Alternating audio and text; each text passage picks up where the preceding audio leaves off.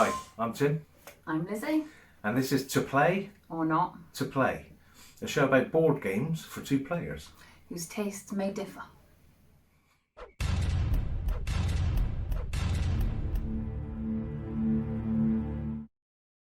Hello! Okay, so this time we are doing a review of Tikal. This is a lovely 2 to 4 player game, but it's huge. From Rio Grande Games. This is a really big proper board game, like sort of Monopoly or something like that. So there's a big old board. I'll do a quick description of this and then we'll... I'm very excited because I really like this game. Okay, so the idea with this game is that you are a explorer and you've discovered in the Guatemalan jungles the Mayan city of Tikal.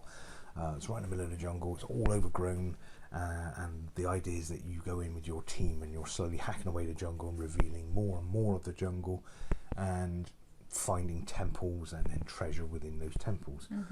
Great stuff. So the way that the game works, you all get given, so in this case, two-player game, you get given a certain number of explorers. I think it was 12 or something like that. Explorers that you have to send out into the jungle. You get 2 camps that you can set along the way to give you sort of access to further into the jungle without having to keep coming back to the base camp. And then you get a kind of team leader, which basically counts as this kind of strong explorer, basically counts for more points.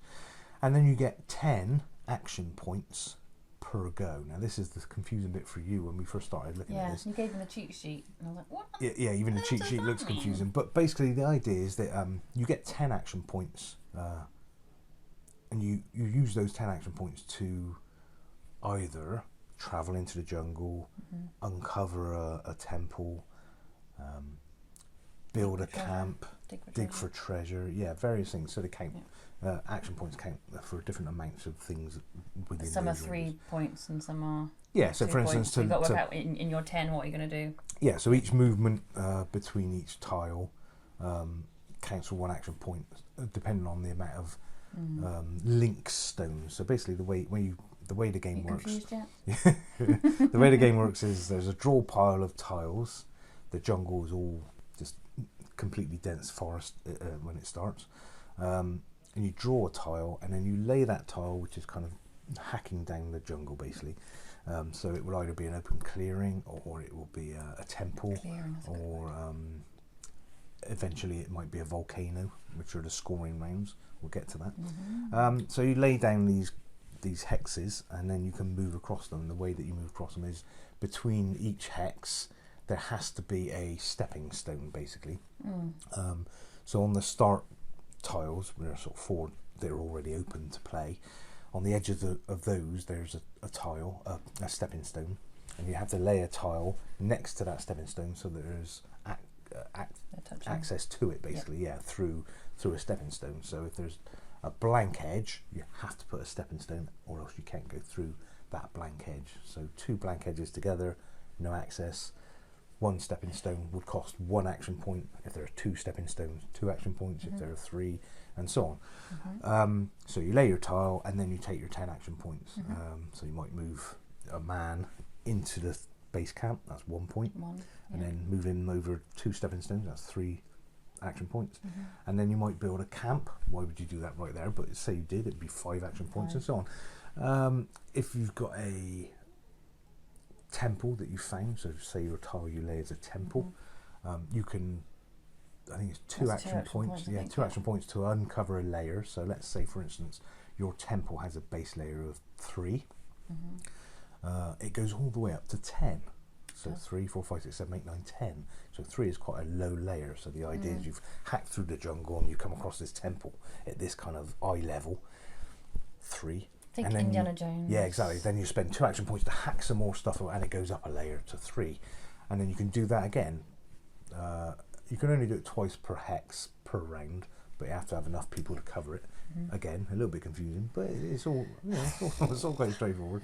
And then eventually you can hack that temple all the way up to sort of 10, level 10, and then you'll be scoring points basically depending on what that level is. Yeah, when you have a point counting round, a scoring round. Scoring round, That's the phrase. And there are other tiles that, for instance, there's a tile that has little kind of golden masks on, and that's a treasure tile. And there's a pool of treasures that are all face down. Yeah, you shuffle them and then put however many gold masks are on that tile. You put that amount of treasure tokens on there face down, and they can be dug for that's 3 points. I think that's 3. Yeah, 3 points to dig a treasure. So if you land on that tile, you can spend 3 action points to take the first treasure. And then you spend another 3 action points to take a second treasure. I did a lot of that. I was doing a lot of treasure. Yeah, you did. Yeah. I was digging temples and you were doing treasures. Camps, yeah. But it kind of depends how the tiles come out. That's the thing, isn't it? If you you got a lot of clearings, didn't you? So you couldn't really do much. Yeah, you were getting a lot of treasure tiles. So of course you tend to not doesn't have to be the case, but you tend to populate out from your kind of area really, and try and keep away from the other team, because you can invade each other's space. I did a bit of that. I say invade, it's not really invade, it's not kind of like a battle, but you can literally just wander into their area, and it's an area majority game, so if you've got the most people in that hex, you control that space. So for instance, if there's a temple in it with 6 and you go in with 2 of your men against one of my men, then you're in charge of that and you get the 6 points. So you basically just keep going backwards and forwards. So you draw a tile, take your 10 action points, next person draws a tile, takes their 10 action points, and so on and so on and so on. And the board then slowly gets hacked away, and you see more of the jungle, more of the temples, more of the treasure. Yep. And then somebody will draw a volcano tile. So basically that's a big volcano in the middle of the tile. You lay that down and nobody can kind of go through that, and that triggers a scoring phase. It does. There are 4 of those in the game. And the way it works, you draw a volcano tile and you just put it aside, and that says, okay, this is your last go, everyone, before we score, and you take 10 action points, other person takes 10 action points, and then you score, and you score for your temples and your treasures. That's pretty much it, isn't it? Temples and treasures. Temples and your treasures. Yeah, temples and treasures. So. Yeah. So you score for those, and you mark that around the edge of the board, and then the person that drew the volcano lays that volcano, takes their 10 action points as if it's a normal go, and then game carries on. And it just keeps going backwards and forwards. You can invade each other's property by just wandering into it, basically. I think at one point you didn't get all your treasures, so I kind of hopped in there and you dug the last bit of treasure. Took a few, because I couldn't get there or whatever. You can stand a guard on a temple, which costs, I think that's 5 action points. And it's a bit like in Carcassonne when you lay a farmer down. He stays there for the rest of the game, but you can't get that temple taken away from you. You can't get it taken by a majority or anything like that. So that's quite a good way of safeguarding quite a high scoring temple, for instance. And then you keep going until all 4 of the volcano tiles come out, and then that's the last scoring round. One with the most points is the winner.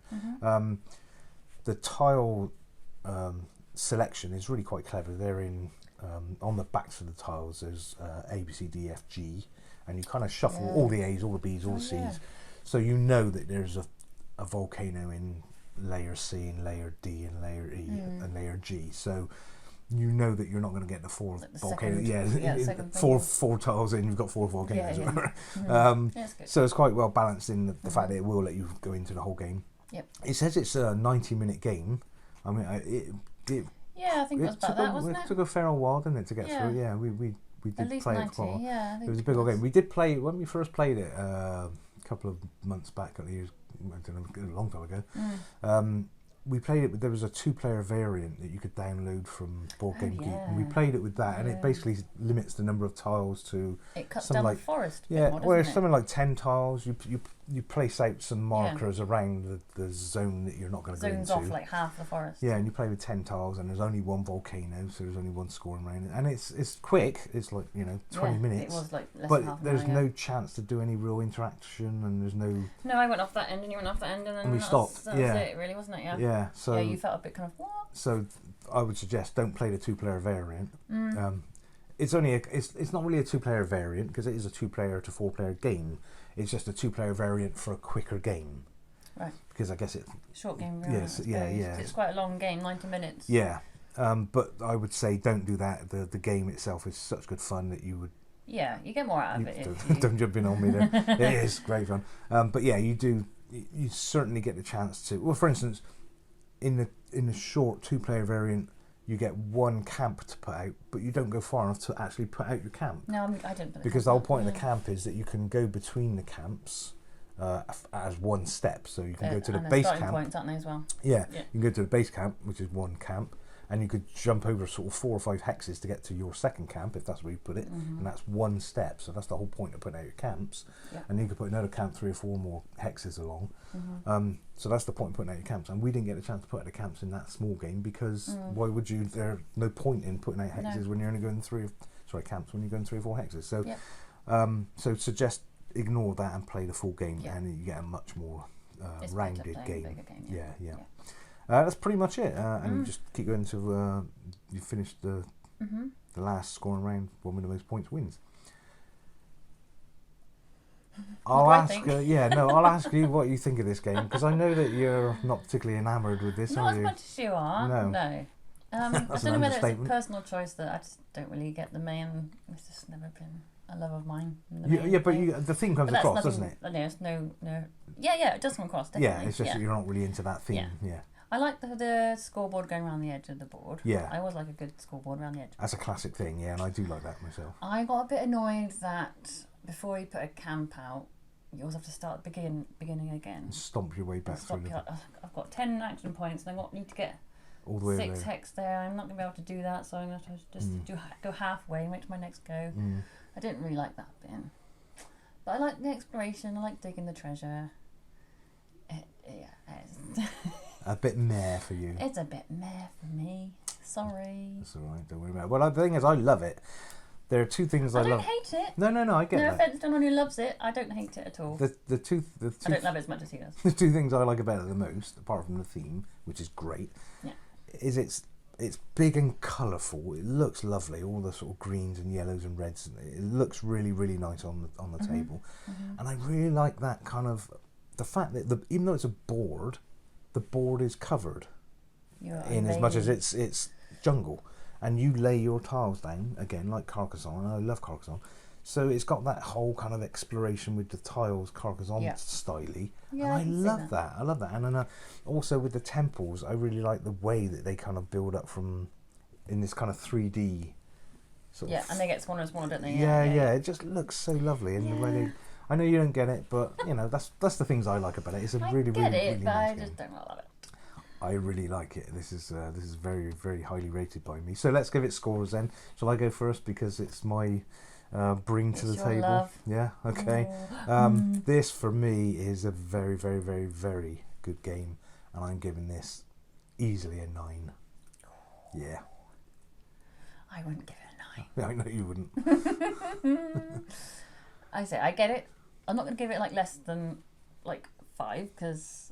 It's not, because that's for ones I don't really get. I do get it. I understand and I love it. Don't love it. I like it. I will give it a 6. A 6? Yeah, I'll give it a 6. Yeah? Yeah, I'll give it a 6. Okay, fair enough. Well, yeah, no, I know that you don't like it as much as me, and that's fair enough.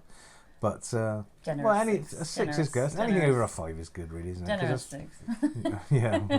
Anything over a 6 is good. Over a 5 is good, because that's an average. 5 is average. Anything over, it's a bit better than average. But okay, so 9 and 6. I'd play it again, 15. but I'd play other ones before. Sure, yeah, no doubt. So 15 then. 15, 9 and 6. That's not bad. Yeah, that's better than most of our games. Yeah. It's okay. Yeah. Your 9 helps. Yeah, of course, obviously. That stomps all over your 6.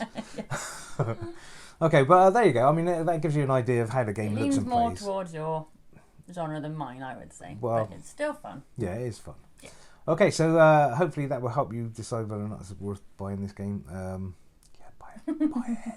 Buy it. Okay, so thanks very much for watching this review. Hopefully it helps you make your mind up, and we'll see you on the next review. Thanks very much. Bye.